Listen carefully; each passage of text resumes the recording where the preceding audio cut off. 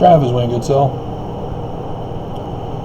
So, being sick and tired of the Church of Jesus Christ of Latter-day Saints continually trying to assassinate me and silence me, yeah, it's time to play hardball.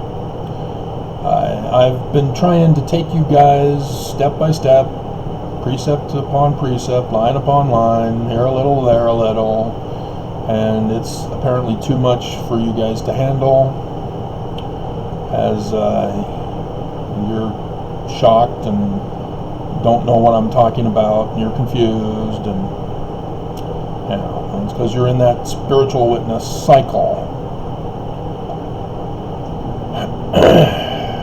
So let's do another hard-hitting video, as I've been doing as of late.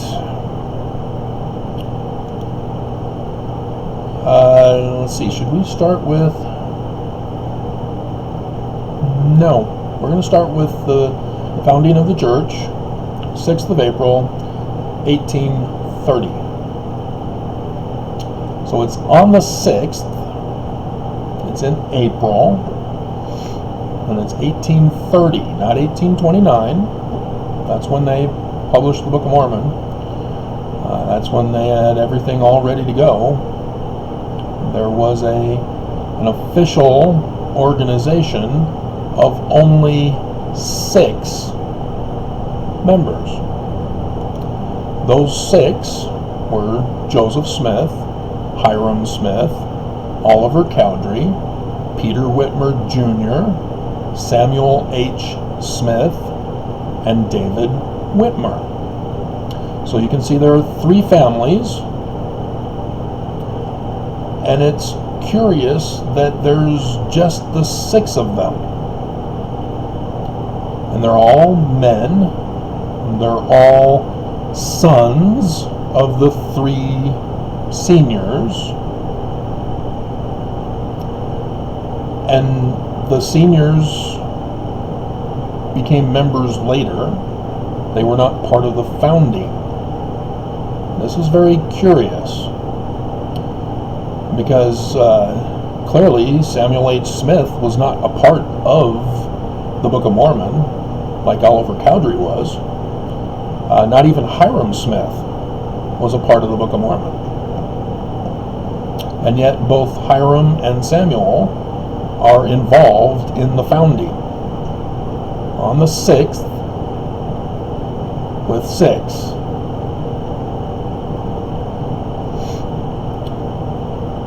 And the seniors are not involved, nor are other siblings. These guys all had siblings. Oliver had siblings, the Smiths had other siblings, and the Whitmers had other siblings. They were not included, but did join later. So the question is, why just 6? Why just men? Why just sons? I know the answer, that's why I'm doing the video. William Smith was born on 13th March 1811, and so on April 1830 he would have been 19 years old.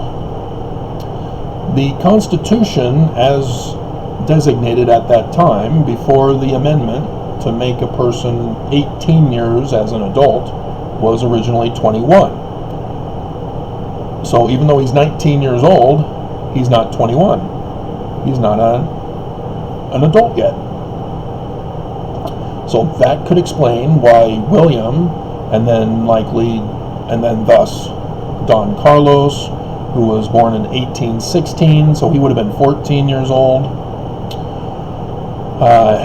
let alone Catherine and Lucy. But Sophronia, she was old enough, she was an adult. Why wasn't she involved? It's because she's a woman? Are you sure? She became Mormon. Why not her? Why just men? Peter Whitmer Sr. had 8 children, and there were Christian, Jacob, John, David, and Peter Jr., who were the men. And then there was Catherine, born before Peter, and then Nancy and Elizabeth Ann after Peter. And then Peter was born in 1809? Yeah, September 22nd, 1809. He's not 21 yet. He's still got 5 more months. Almost 6. Why did he get included?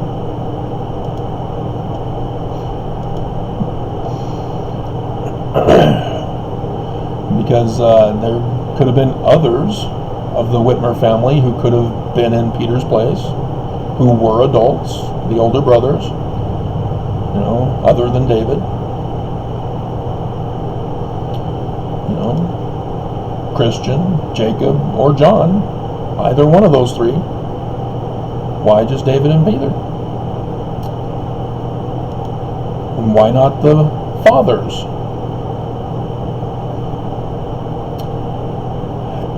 And so, as we use the Book of Mormon, the Book of Mormon talks about a Christ that Isaiah talks about. Isaiah talks about one of these things is not like the other. One of these things just isn't the same. I need to type it in. I know it from Isaiah, but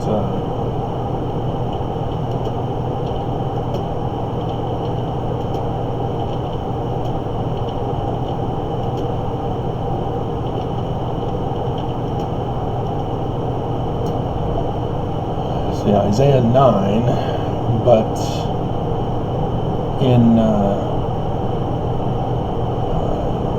19, 2 Nephi 19 is the child, and then one of these things is not like the other. One of these things. And 2 Nephi 17 is the comparable with Isaiah 7. Hear ye now, O house of David, is it a small thing for you to weary men? But will ye weary my God also? So pay attention. David. Therefore the Lord himself shall give you a sign.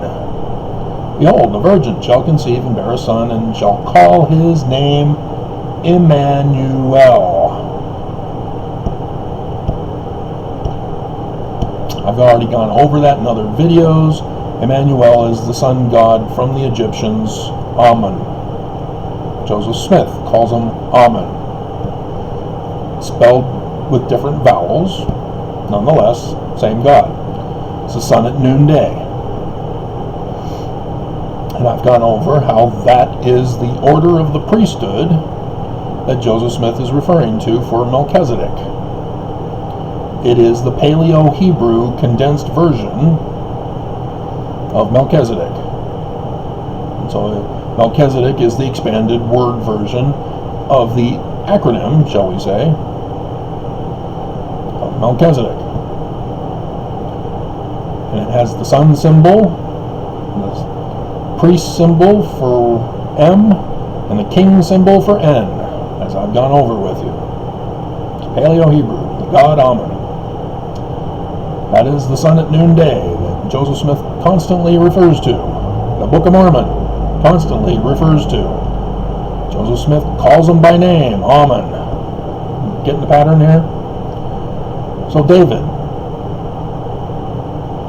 Is there anything associated with David and a star? Yeah, the Star of David. So what do you think the star actually represents? Amen, the sun at noonday. It's the symbol of the sun at noonday. Amen, David, the Star of David. One and the same. How many points on the Star of David? 6. So, Son Amen, the Christ of Joseph Smith, associated with David, associated with Amen for Emmanuel, God Amen, the sun at noonday. 6 points. Sons of Father Amen. Father Amen, Son Amen. Now, how many sons were used in the founding of the church? 6.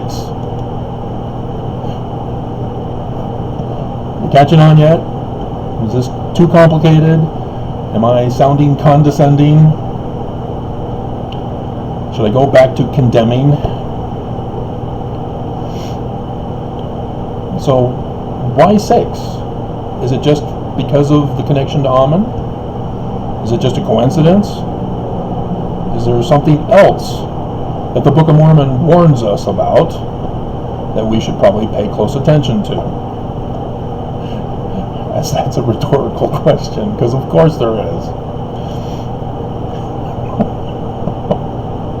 In 1 Nephi, chapter 13,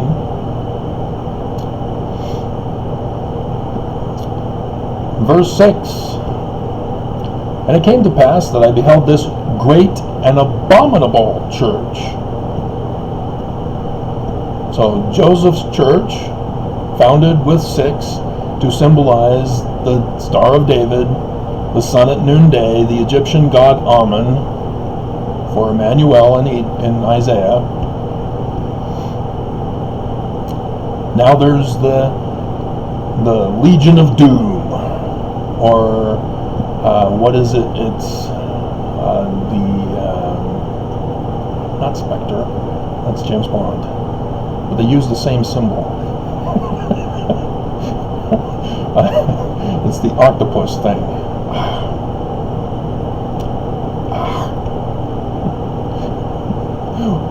Whatever they are, you know what they are, and you're telling me, and you're putting it in comments, it's this. But it's the arch nemesis, the arch group against Joseph Smith. This is why they founded the church. It's because of this. And I saw the devil, that he was the founder of it. Now, do you understand why there are only 2 churches? So what then is the sign of the devil? Again, a rhetorical question. One of these things are not like the other. This one I got that. In 2 Nephi 24, how art thou fallen from heaven? So falling star. O Lucifer. Lucifer is not in the Hebrew text. It is first identified as having been put in the Latin Vulgate of 400 CE. So what's it doing in here in the Book of Mormon? Isn't the Book of Mormon a literal history? Are we sure it's a literal history? Son of the morning. For thou hast said in thine heart, I will ascend to heaven. I will exalt my throne above the stars of God. I will sit also upon the mount of the congregation in the sides of the north. I will ascend above the heights of the clouds. I will be like the Most High sun at noonday. Venus never becomes the sun at noonday, because the sun at noonday always drowns out the light of Venus. Once the sun starts to rise, Venus disappears. And so it's always called the morning sun, or the morning star. And then we'll see it in the evening, if it's on the other side from where we are located. So we'll see it in the evening after the sun is set. But that's it. We never will ever see Venus in the north, or in the noonday position. It is fallen, because the Star of David always triumphs. So, are you familiar with the Illuminati? Yeah, it's that mythological group, no longer exists, gone. Right? Are we sure? Are we sure? The Book of Mormon's talking about it. Johann Adam Weishaupt founded his organization on the 1st of May. Put that in your notes, in your little tab. 1776. How many were a part of his founding organization? 5 for the pentagram. But it's not the pentagram, it's the inverted pentagram of Lucifer, the light bearer. Because they're the Illuminati, the illuminated ones, the light bearers.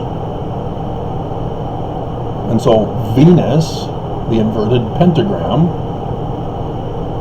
is their sign, star sign, their symbol.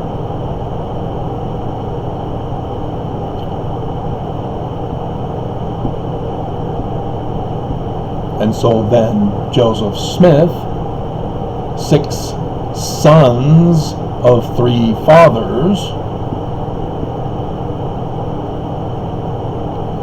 form a counter church.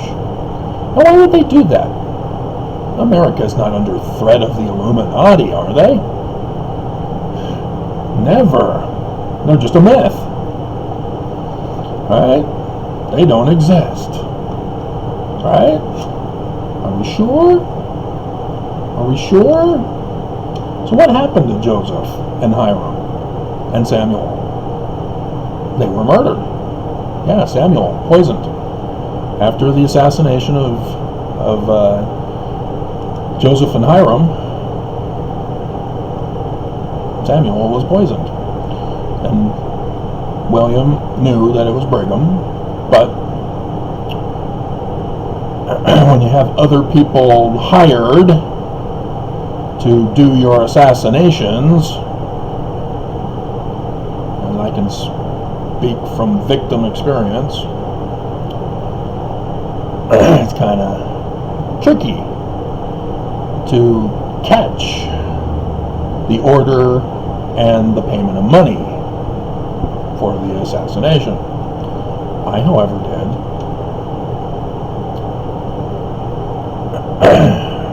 I had the evidence.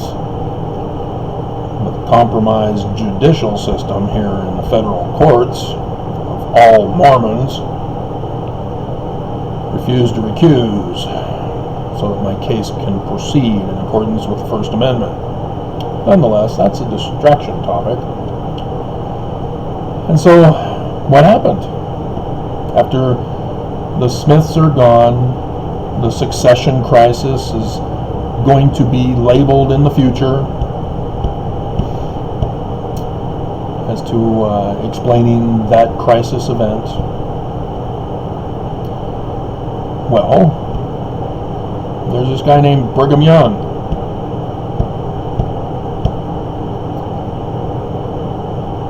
He changed the design on the outside of the Nauvoo temple.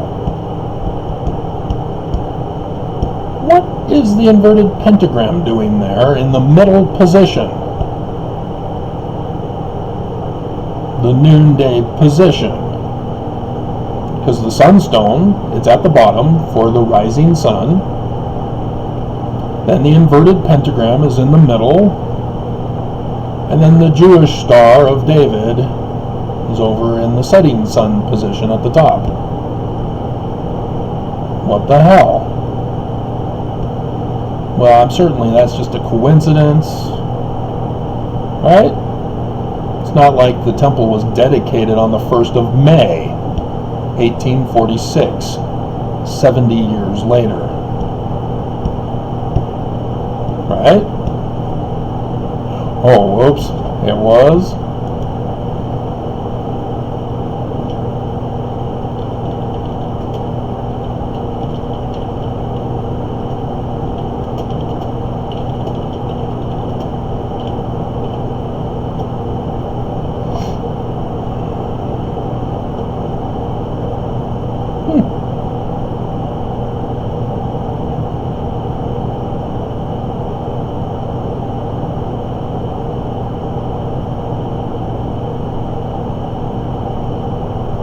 Interesting.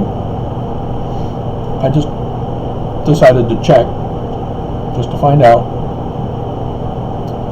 the symbolism of the number 70 for the Jews.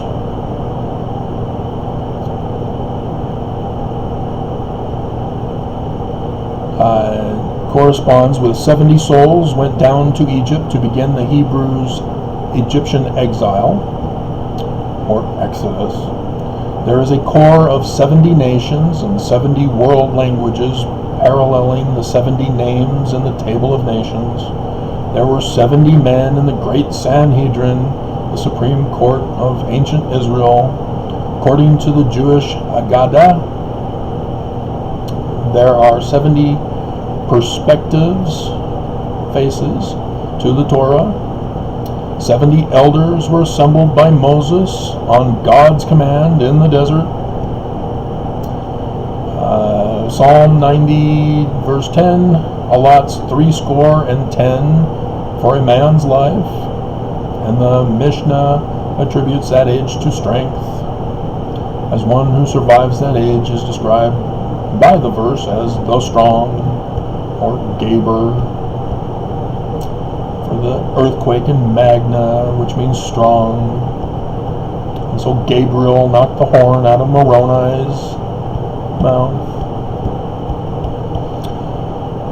Ptolemy II, Philadelphus, ordered 72 Jews, or Jewish elders, to translate the Torah into Greek. The result was the 70 Septuagint.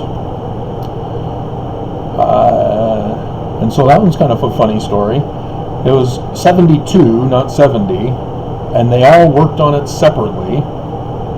And then when they brought their text together, it's the same translation. It's a sign. It must be true. So, but in other fields, 70 miles per hour, number name.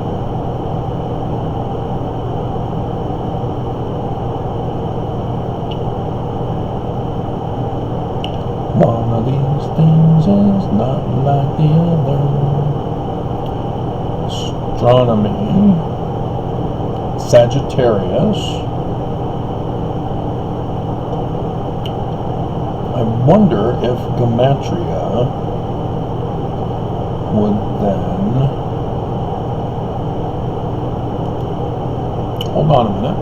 We're going to do some little looking beyond the mark of the Jews.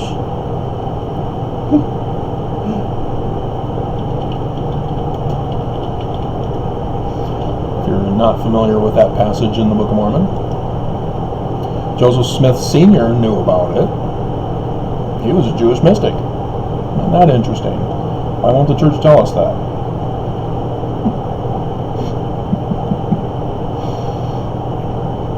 Okay, so 1, 2, 3, 4, 5. No, you have them out of order. No. 1, 2, 3, 4, 5, 6, 7, 8, 9, 10.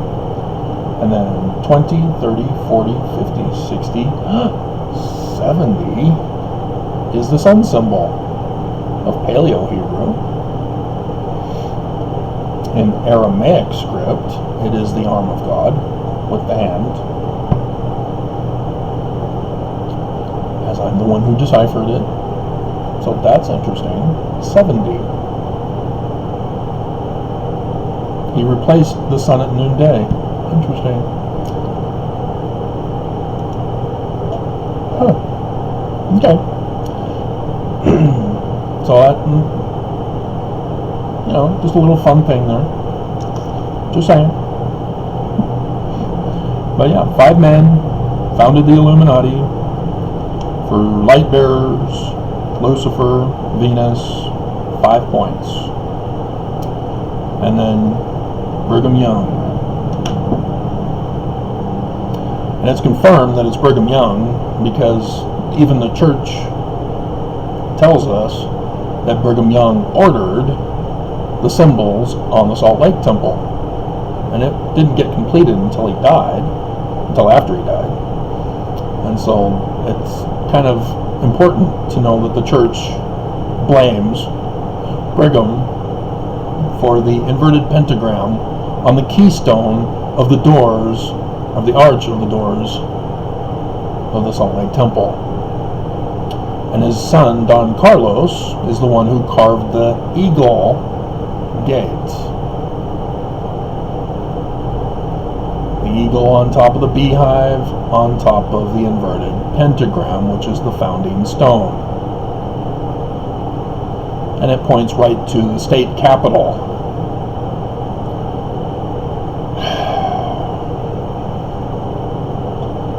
Just as the inverted pentagram streets in Washington, D.C. point right to the White House. I'm sure that's just a coincidence. I'm sure nobody specifically designed it that way, like the Scottish Rites Masons have their lodge between the horns, because I'm sure that Brigham and Heber were not of the Scottish Rites either. The same American Freemasonry that was infiltrated by the Illuminati. So yes, all these other things have to be incorporated when you're running tests to confirm or deny a particular theory. And you just witnessed further confirmation.